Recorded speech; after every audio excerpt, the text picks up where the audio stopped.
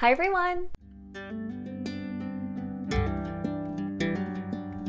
Welcome back to my channel. Today we are talking about all of my fall fantasy recommendations, and I have so many books to share in this video, so we're going to break it out into categories so that whatever kind of fantasy book you're looking for this fall, whether it's dark academia or just very atmospheric or a back to school type setting, you have options here. But before we get to today's video, I would like to thank this video's sponsor, Nordgreen. Nordgreen is a Scandinavian watch company, and when Nordgreen was originally founded, their goal was to make beautifully designed watches available at reasonable prices with a high level of respect and responsibility for people and the planet. You all know I absolutely love Nordgreen watches, mainly because I love the beautiful simplicity that all of their watches have and the quality materials and design that they use.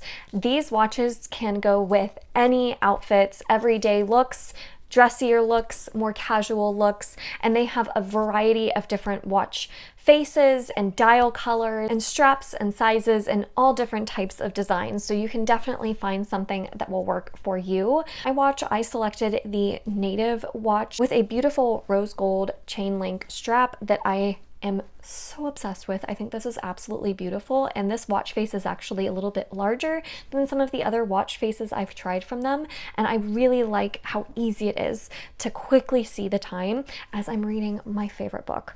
If you all are interested in checking out Nordgreen, I will have all of the information linked down below for them. They also so kindly gave me a discount code that you can use to get 15% off of all products and on top of the already discounted products on the website. So definitely use that code JessieM when you're checking out these watches, and I hope you find the perfect watch for you. Thank you so much to Nordgreen for once again partnering with me on today's video. And now let's get back into the video.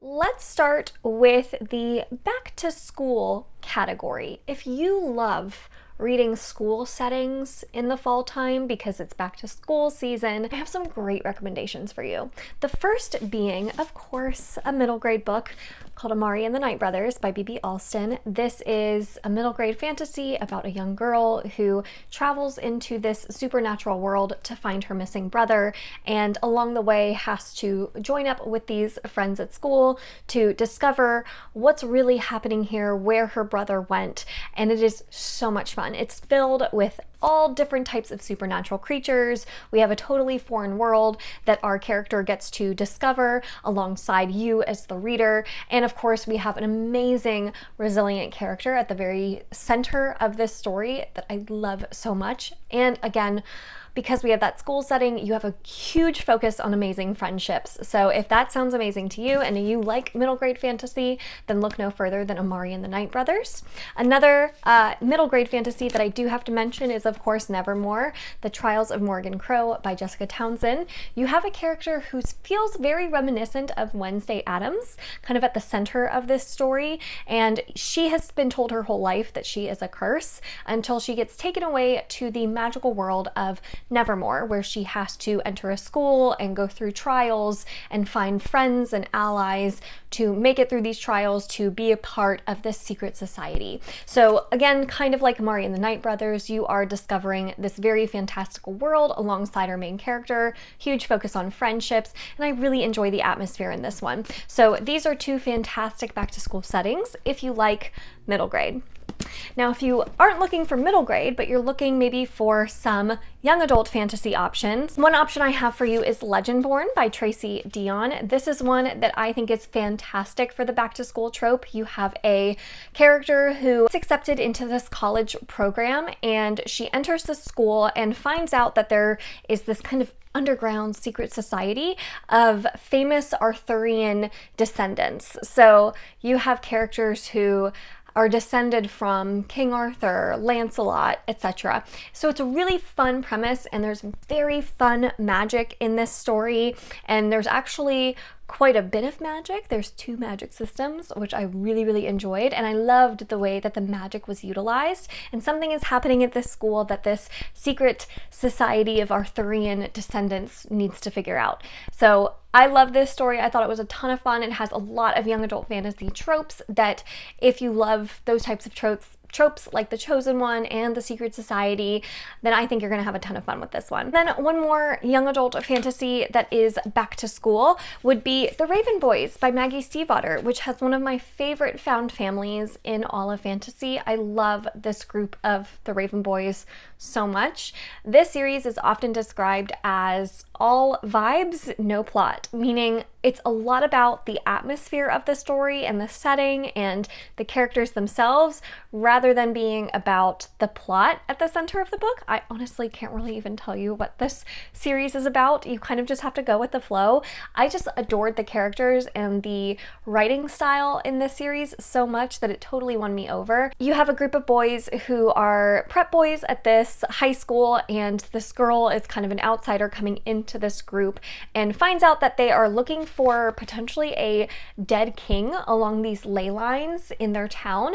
So if you also like spooky vibes in your fall fantasy books, this is a great one for that as well, because there is a lot of paranormal elements, some ghostly elements to this story. So I think it's great for back to school and great for spooky vibes. And then I do have a couple of adult fantasy books that are great for the back to school trope. The first, of course, being The Atlas 6 by Olivia Blake. This one I, of course, had to include in the fall fantasy recommendations because the characters are all extremely morally gray. This is all about this group of people getting recruited by this mysterious man into this society, and you find out that each of these characters is an incredibly strong magician, and they all have different powers, and it's all about them having to figure out how to work together and potentially killing one of them off. So lots of interesting trials, lots of very interesting character dynamics. This is very much about the characters at the heart of this story. It's not quite as much about the plot. So if you like that school setting with a huge focus on characters, and characters that are very pretentious, not the most likable group of characters, but ones that are very intriguing in a lot of different ways, and you like to see how they have very interesting dynamics with each other, I think that this is a really good one. 2 more for my back to school category in the adult fantasy age range. The first being Red Sister by Mark Lawrence. The dust jacket is stored away somewhere. So Red Sister is about a girl who gets recruited into this school where you essentially learn how to become an assassin nun. And that was all I needed to sell me on reading this series. I love the characters and the friendships that all of these characters form with each other in this story. There is a really interesting magic system that really expands as you go on in the series, and the second book in the series is personally my favorite. So if you enjoy the first book, I think that it gets even better with the sequel. The actual trials and classes that the characters go through in the school is also really interesting, as you can imagine, learning how to become assassin nuns. So it's a ton of fun, and I would highly recommend if you love that school setting. The last one I have is Vicious by V.E. Schwab, one of my absolute favorites of all time. This one follows 2 best friends turned mortal enemies named Victor and Eli, who in college were studying the people that are considered to have extraordinary abilities, and these people gained these abilities by having near-death experiences. So these 2 friends are trying to gain these abilities themselves, and something goes terribly wrong that makes them mortal enemies. So you're following several different timelines in this book to figure out what really happened to tear these 2 friends apart, and how is this one character in the present timeline going to get revenge on his mortal enemy. And it is so good. Again, a great found family in this one, but just such fun characters. Well, I don't know about fun, very morally gray characters that I adored so much. And the way it's told is very much like a puzzle, where you have a bunch of different timelines and you're trying to puzzle everything out and see how it all fits together. And when it all reveals itself, it is just so much fun. So I love this book. I think it is such a perfect one for the fall time. Now let's get into some spooky books. If you are looking for a fantasy book that is going to give you some spooky vibes, then here are the books that I would recommend for you. The Diviners by Libba Bray. Now, this one, I am actually listening to the audiobook for it right now, and the audiobook for it is fantastic, and so far I am loving it. I'm about halfway through, so I do know that it's quite spooky, and I can definitely give you that recommendation, just even being halfway through the book. Lots of creepy stuff is happening, and if you like Stranger Things, like the level of horror of Stranger Things, I think you would like The Diviners. I don't think it's similar in style or tone to Stranger Things, but some of the scenes, I don't know, are very reminiscent of some of the stuff that happens in Stranger Things. Anyways, this is following a girl in the 1920s who moves to New York City and finds out that she is a part of a group of people called the Diviners, and they have special abilities that allow them to kind of communicate with ghosts or see an object's past or other things like that. Like, each of them can do something slightly different than the other, but they are all going to have to work together to figure out these string of murders that are happening and who's behind these murders in the city. And the murders are quite gruesome, and the scenes for those murders are really quite gruesome. So that's why I think that this is a really spooky, good one for the fall time, if that is the type of vibe you are looking for from your fantasy book. I'm loving it so far. Again, love the atmosphere, love the creep factor, and the characters are fantastic. Another spooky one I have that isn't necessarily scary, it's just fun spooky, and it is Mort by Terry Pratchett, because this is following Death as the main character. You're following the Grim Reaper. I feel like I don't really need to say anything else to sell you on this being a fantasy recommendation for the fall time, but if you need more, the Grim Reaper, Death himself, is looking for a new apprentice, and he stumbles upon Mort. So he recruits Mort to try to take his place as Death, because Death wants a break. He just wants to retire. So he is trying to train up Mort to take his place, and it is so much fun. Death as the main character is an amazing main character. I never thought I would say that, like, Death is fun, but I love Death as the main character. So yeah, this one is so much fun. If you're looking, again, for like a fun spooky, you gotta pick this up. It's awesome. Another spooky one that I have is another V.E. Schwab, and that is This Savage Song by V.E. Schwab. This is actually a young adult fantasy duology, and the reason that this one's quite spooky is because the whole premise behind it is there is a world where each horrible act manifests into a monster, and depending on the severity of that horrible act committed, it can create bigger and bigger monsters in this world. So very minor acts of depravity would create very small monsters, but a horrible, horrible act would create like the largest monster. So you're running around in a town full of these creepy creatures and monsters, and you're following two opposite characters, one being one of these manifestations from a horrible act, and one being someone who would hunt these people down. And it is so good. I just loved the whole concept of it, and seeing how this world would even operate with this kind of concept brought to life. I just thought it was really, really interesting, and I really liked how kind of dark and gritty it felt throughout the entire duology. So if you like that concept, then I definitely recommend checking this one out. And then another creepy one that I have is going to be Gideon the Ninth by Tamsin Muir. This is one that I think is perfect for the fall time. Perfect fall fantasy book. You're following a character who is a necromancer, and oh man, this is going to be hard to pitch this plot because it is a strange, convoluted plot. Essentially, the necromancer Gideon is the assistant, kind of, to the heir to the ninth house. All of the heirs to the houses get invited to this competition to figure out who's going to kind of be the immortal, like the ultimate servant to the emperor. So every heir can bring along their assistants. So it's so confusing. So you have this competition, and there's a lot of trials in this competition, but then there's a very mysterious string of murders that's happening during this competition. So you have the characters trying to compete and complete these trials, but then you also have them trying to solve these murders. I think I described that semi-accurately.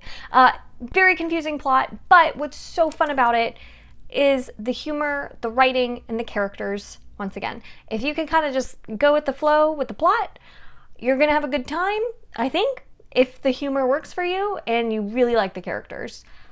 I really liked them.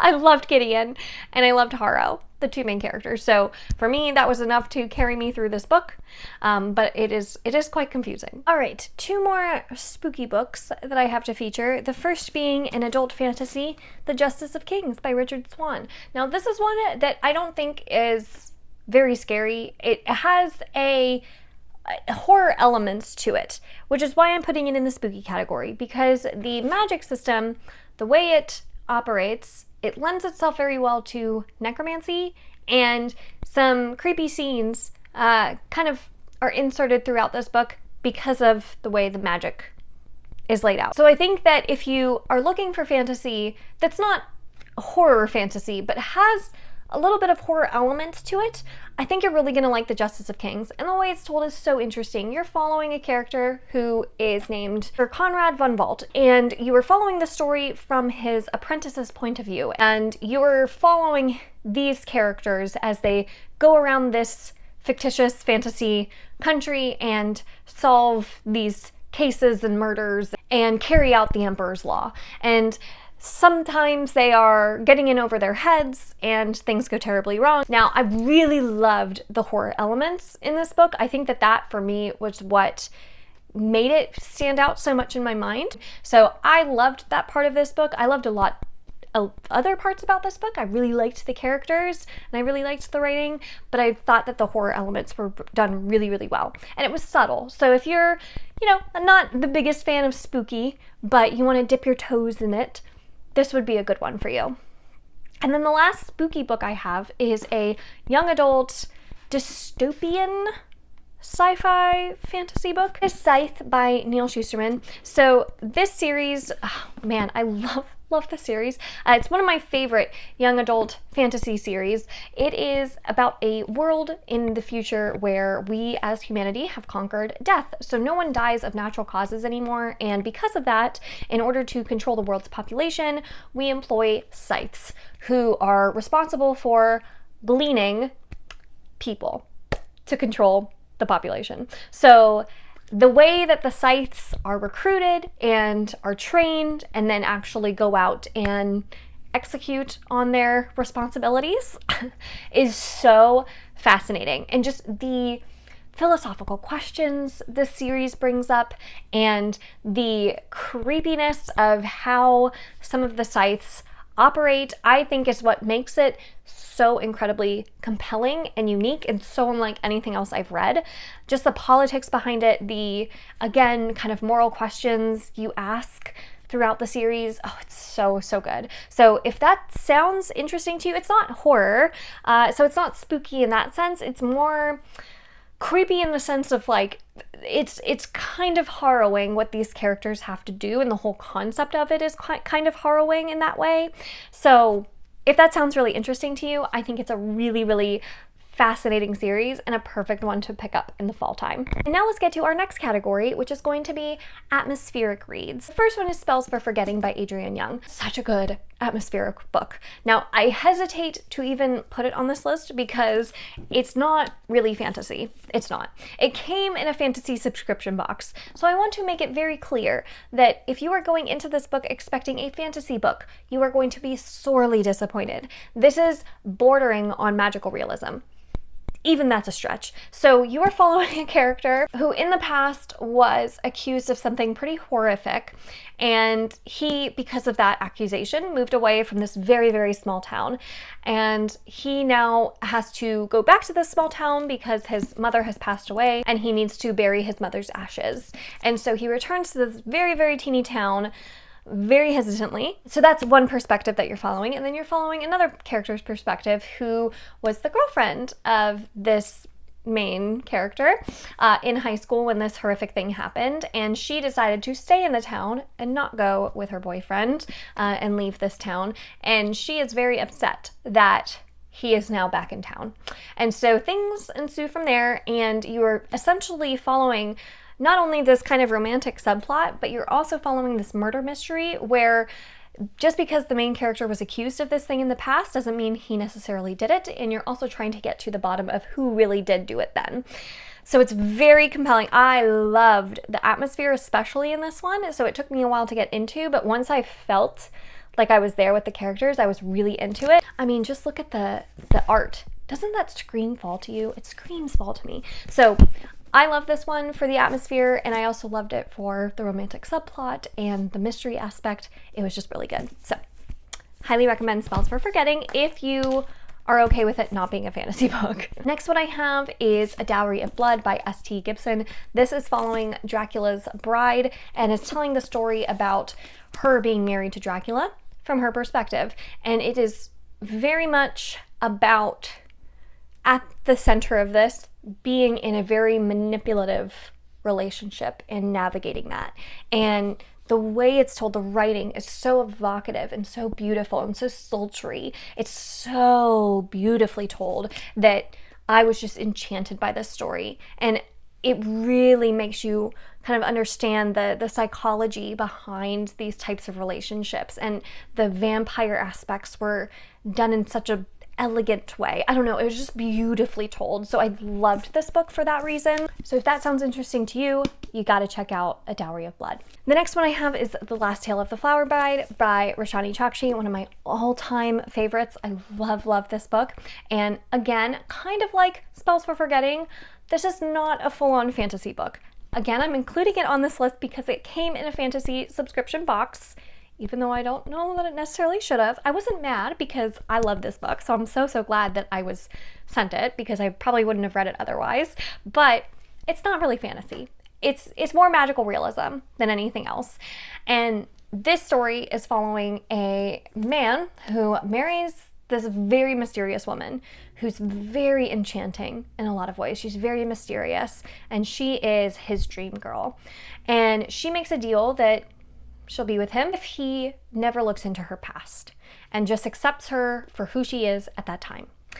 Now, they get into a situation where they have to go back to her childhood home, and when they do so, the husband becomes very curious. So he starts to dig in to her past a little bit, and things ensue from there. If you think that this is going to be just about the husband and wife, think again. This is very much about not only a husband and wife, but also a friendship, a childhood friendship that can be very toxic and manipulative and codependent. And the themes that are explored in this book are so interesting. And the way it's told, it's such flowery writing that it's very atmospheric. And I loved the writing. Flowery writing is not something I love. It's not something I seek out in my books. But the way this was told, just chef's kiss, perfection, beautiful, loved it. Highly recommend. Assassin's Apprentice by Robin Hobb.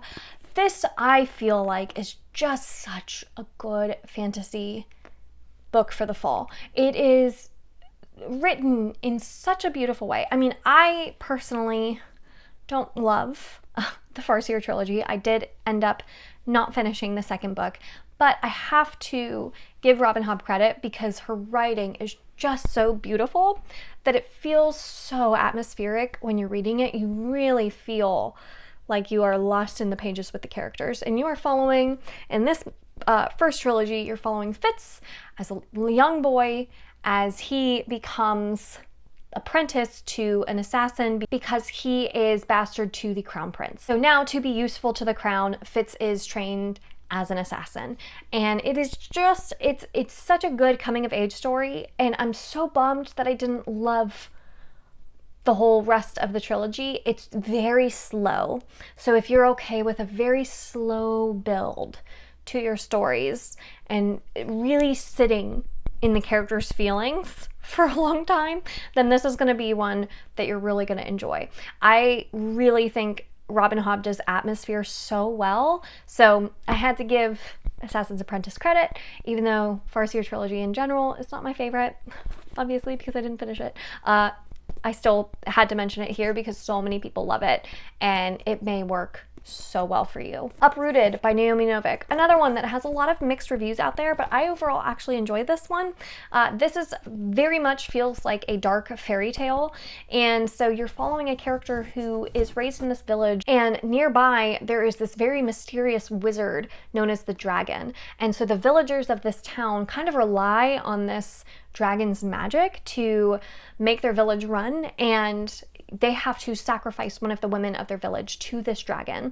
And so you are following the woman who gets sacrificed, and it's a very much fairy tale like setting. You're in an enchanted forest, and that kind of journey of what she has to go through as she serves this dragon wizard is really interesting. So I actually really liked this one. If you really like dark fairy tales and forest settings, I think you might really appreciate this one. And the last category I have, the smallest category, but still a category nonetheless, it is going to be cozy fantasy books.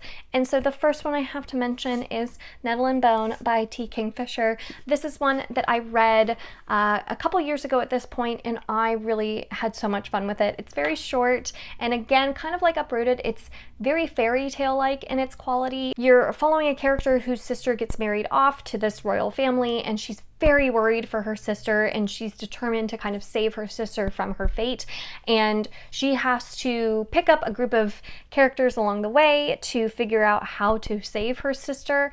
And the characters that she runs into are very quirky, and some of them are quite humorous and fun. You have a demon chicken in the story.